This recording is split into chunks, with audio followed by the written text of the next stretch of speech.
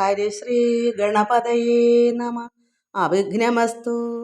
ഓം നമോ ഭഗവതേ വാസുദേവായ. ശ്രീകൃഷ്ണ പരമാത്മനേ നമ. സർവഭക്തമക്കൾക്കും എൻ്റെ വിനിതമായ പ്രണാമം. എല്ലാവർക്കും എല്ലാ നന്മയും ശാന്തിയും സമാധാനവും ഭഗവാൻ ഭക്തിയും വർദ്ധിക്കണമെന്ന് പ്രാർത്ഥിക്കുന്നു. ഓം ലോകാ സമസ്ത സുഖിനോ ഭവന്തു. നമുക്ക് നാരായണീയം ദശകം 32 മത്സ്യാവതാരം. ശ്ലോകം 1. പുരാ ഹയഗ്രീവ മഹാ അസുരേണ ഷഷ്ടാന്തരാന്തോദ്യതകാണ്ഡകൽപ്പേ നിദ്രോന്മുഖ ബ്രഹ്മമുഖാൽ ഹൃദേഷു വേദേഷു അതിൽസകില മത്സ്യരൂപം.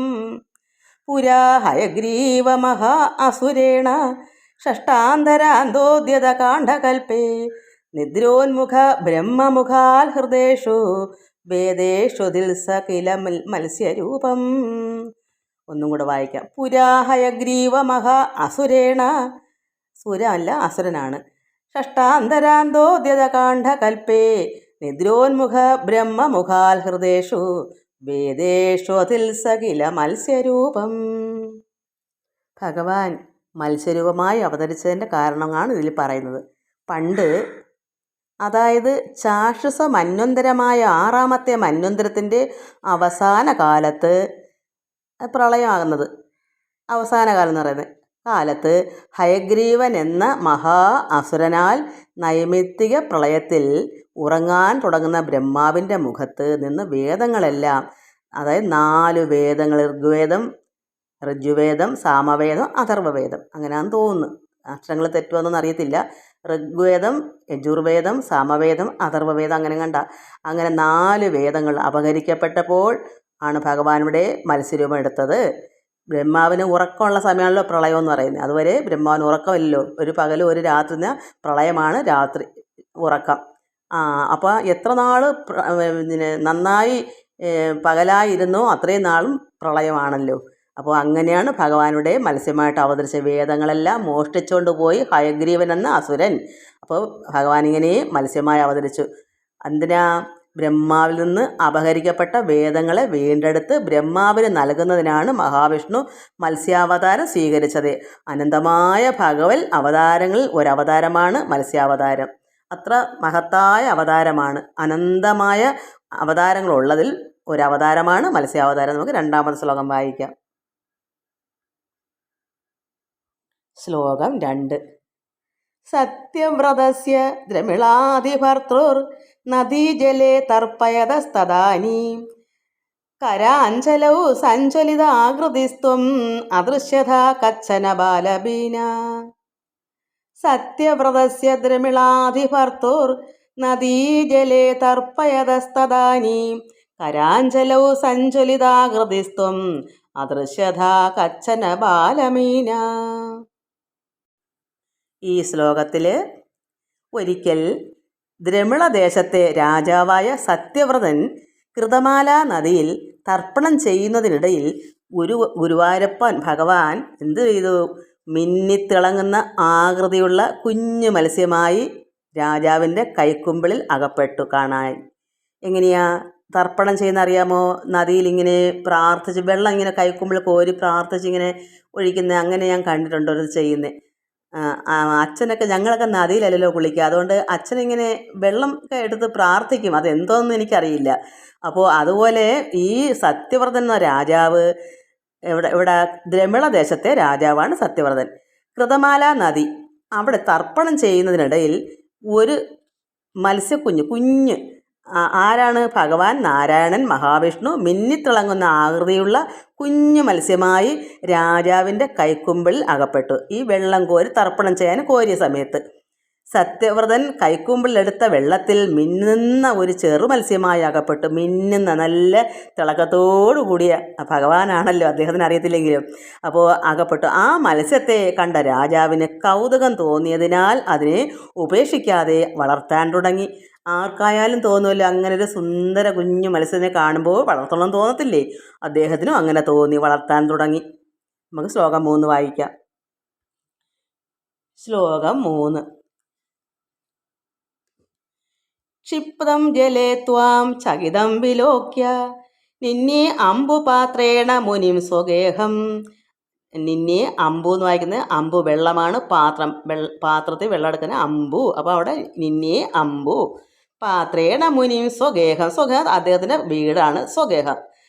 സ്വൽപ്പൈർ അഹോഭി കലശീം ച കൂപം വാപീം സരശാനശിഷേ വിഭോത്വം ക്ഷിപ്തം ജലേ ത്വാം ചകിതം വിലോക്യ നിന്നെ അമ്പുപാത്രേണ മുനിം സ്വഗേഹം.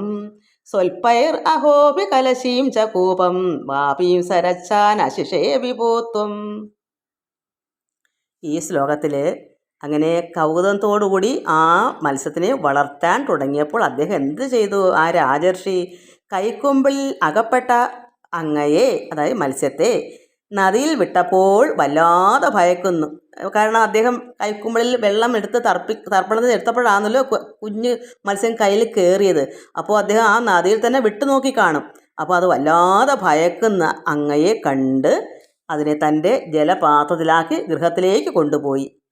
അപ്പോൾ അമ്പുപാത്രം എന്ന് വെച്ചാൽ അത് ആ പാത്രത്തിലാക്കി, അതിൽ അല്പം വെള്ളം എടുത്ത് പാത്രത്തിലാക്കി ഗൃഹത്തിലേക്ക് കൊണ്ടുപോയി.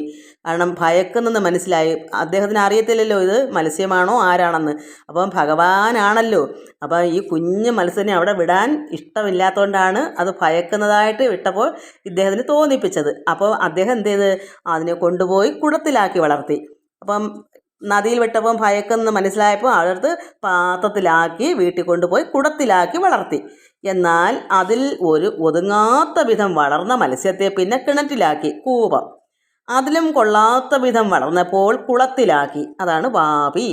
അപ്പോൾ കുളത്തിലും കൊള്ളാത്ത വലിയ ആകാരത്തിൽ വളർന്നപ്പോൾ, ആകാരം അതായത് ദേഹം, മത്സ്യത്തിൻ്റെ ആകാരം വെച്ചാൽ മത്സ്യത്തിൻ്റെ ദേഹം, അതിലും കൊള്ളാത്തവണ്ണം വളർന്നപ്പോൾ തടാകത്തിലാക്കി. വലിയ തടാകങ്ങളുണ്ടല്ലോ അവിടെ കൊണ്ടാക്കി. അതിലും കൊള്ളാത്തത്ര വലിപ്പമായി. അഹോ, അങ്ങയുടെ വളർച്ച അദ്ദേഹത്തെ അത്ഭുത പരതന്ത്രനാക്കി. ആര്യാ? ഈ സത്യവ്രതനായ രാജാവിനെ ആണ്. എല്ലാത്തിലും ഇട്ട് നോക്കിയിട്ട് എല്ലാത്തിലും നിന്നും പിന്നും വളർന്നപ്പോൾ അവിടെങ്ങും ഇരിക്കാൻ പറ്റാത്തതുകൊണ്ടാണ്. കാരണം അവിടെ നിന്ന് എടുത്ത് സമുദ്രത്തിൽ തന്നെ ഇടണം. കാരണം കുട്ടിനാളിലെ കൊണ്ട് സമുദ്രത്തിലിട്ടാൽ വലിയ മത്സ്യങ്ങൾ പിടിച്ച് വിഴുങ്ങത്തില്ലേ. അതുകൊണ്ട് ഭഗവാൻ തന്നെ ഇങ്ങനെയൊക്കെ ഓരോ അത്ഭുതങ്ങൾ കാണിച്ചു കൊടുത്തു. അപ്പോൾ അവിടെ നിന്ന് പിന്നെ സമുദ്രത്തിലാക്കാനാണ് ആയിരിക്കും ഇങ്ങനെ തോന്നിച്ചത്. ഞാൻ എൻ്റെ അഭിപ്രായം പറയുന്നതാണേ. അപ്പോൾ അഹോ, അങ്ങയുടെ വളർച്ച അദ്ദേഹത്തെ അത്ഭുത പരതന്ത്രനാക്കി. ഇപ്രകാരം വളർച്ചയ്ക്കൊത്ത് സ്ഥാനമാറ്റം ചെയ്തുകൊണ്ടിരുന്ന അങ്ങ്, അതായത് ഈ മത്സ്യം സർവശക്തനായതിനാലാണ് വിഭോ എന്ന സംബോധനം ചെയ്യുന്നത്. കാരണം ഈ ശ്ലോകത്തിൽ വാപിയും സരശ്ചാനശേ വിഭോത്വം, ആ വിഭോ എന്ന് ഇവിടെ സംബോധന ചെയ്താൽ പട്ടത്തിരിപ്പാടല്ലേ. അപ്പോൾ അങ്ങനെ വിഭോ എന്ന സംബോധനം ചെയ്യുന്നത് എന്താ? സർവശക്തനായതിനാലാണ്. വിഭുവിന് എന്താണ് അരുതാത്തത്? ഒന്നും അരുതാത്തതായിട്ടില്ലെന്നർത്ഥം. അങ്ങനെ അദ്ദേഹം എന്ത് ചെയ്തു? പിന്നെ അടുത്ത ശ്ലോകം വായിക്കുമ്പോൾ അറിയാം എന്താണെന്ന്. ശ്ലോകം 4. യോഗപ്രഭാവാത് ഭവത ആജ്ഞയൈവ നീതസ്തതസ്ത്വം മുനിനാ പയോധിം പൃഷ്ടോ മുനാ കൽപ്പദിദൃശും യേനം സപ്താഹം ആസ്വേതി വദൻ അയാസി. യോഗപ്രഭാവാത് ഭവത് ആജ്ഞ ഐവ നീതസ്തതസ്ത്വം മുനിനാ പയോധിം പൃഷ്ടോ മുനാ കൽപ്പദിദൃശും യേനം സപ്താഹം ആസ്വേതി വദൻ അയാസി. ഇവിടെ ഭഗവാനെ, ഗുരുവായൂരപ്പ, ഭട്ടതിരിപ്പാട് വിളിക്കുന്നു. ഭഗവാനെ, അങ്ങയുടെ ആജ്ഞപ്രകാരം സത്യവ്രതൻ യോഗശക്തിയാൽ സമുദ്രത്തിലാക്കിയ അങ്ങ് പ്രളയം കാണാനുള്ള തൻ്റെ ആഗ്രഹം എന്ന് സാധിക്കുമെന്ന് ചോദിച്ച അദ്ദേഹത്തോട് ഒരാഴ്ച കാത്തിരിക്കുക എന്ന് പറഞ്ഞ് സമുദ്രത്തിലേക്ക് തന്നെ മറഞ്ഞു. അപ്പോൾ ഭഗവാനോട്, സർവശക്തനായ ഭഗവാൻ ഇവിടെ അത്ഭുത പരതന്ത്രനാക്കിയല്ലോ. അപ്പോൾ ഈ മത്സ്യമായിരിക്കുന്ന ആ ഭഗവാന്റെ ആജ്ഞപ്രകാരം, അപ്പോൾ ആജ്ഞപ്രകാരം വെച്ചാൽ എന്തെങ്കിലും സത്യവ്രതനെ മനസ്സിലാക്കി കൊടുത്തിട്ടുണ്ട്. ആജ്ഞപ്രകാരമാണ് ഇവിടെ എന്ത് ചെയ്യും? അദ്ദേഹം എല്ലായിടവും ആക്കിയിട്ട് അവിടെ ഒന്നും പറ്റാപ്പം ഭഗവാനെ പറഞ്ഞല്ലേ പറ്റൂ. അപ്പോൾ സർവശക്തനാണല്ലോ. അത്ഭുത പരതന്ത്രനാക്കി എന്താ? തടാകത്തിലും ഒക്കെ ഇട്ടിട്ടൊന്നും പറ്റുന്നില്ല. അപ്പം പിന്നെ അദ്ദേഹം വിഷമിക്കത്തില്ല. അതുകൊണ്ട് ഭഗവാൻ തന്നെ ആജ്ഞ കൊടുത്ത് കാണും ഇവിടെ ആ സമുദ്രത്തിൽ കൊണ്ടാക്കാൻ. അങ്ങനെ ആജ്ഞപ്രകാരം സത്യവ്രതൻ യോഗശക്തിയാൽ സമുദ്രത്തിലാക്കിയ അങ്ങ് അപ്പോൾ ആ ഭഗവാനോട്, ആ മത്സ്യത്തോട് പ്രളയം കാണാനുള്ള ആഗ്രഹം ചോദിക്കുന്നു. ആരാ? ഈ സത്യവ്രതൻ.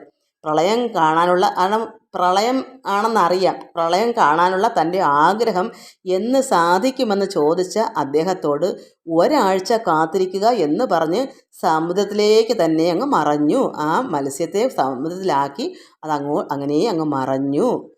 അപ്പോൾ മറഞ്ഞെങ്കിലും അതിനു മുമ്പായിട്ട് ചില കാര്യങ്ങൾ ഇവിടെ പറയുന്നുണ്ട്.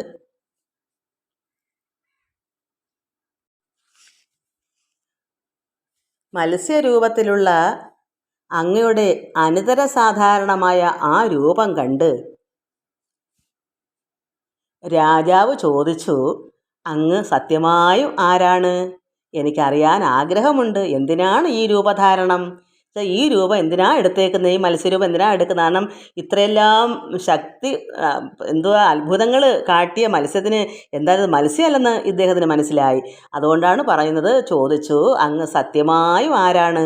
എനിക്കറിയാൻ ആഗ്രഹമുണ്ട്. എന്തിനാണ് ഈ രൂപധാരണം?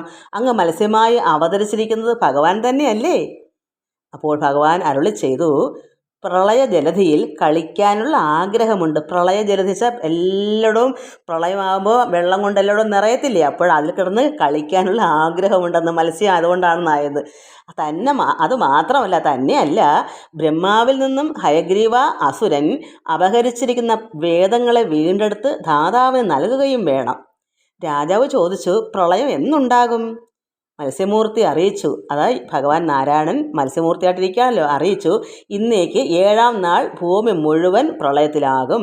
അപ്പോഴേക്കും അങ്ങ് ഓഷധി ജാലങ്ങളെല്ലാം, അതായത് ഓഷധിയായിരിക്കുന്ന കൂട്ടങ്ങൾ, ഈരണ്ട് എല്ലാ വിത്തുകൾ, നമുക്ക് എന്നുവെച്ചാൽ പ്രളയം ആകുമ്പോൾ സർവ്വം നശിക്കുമല്ലോ, എല്ലാം ജലത്തിൽ ലയിക്കും.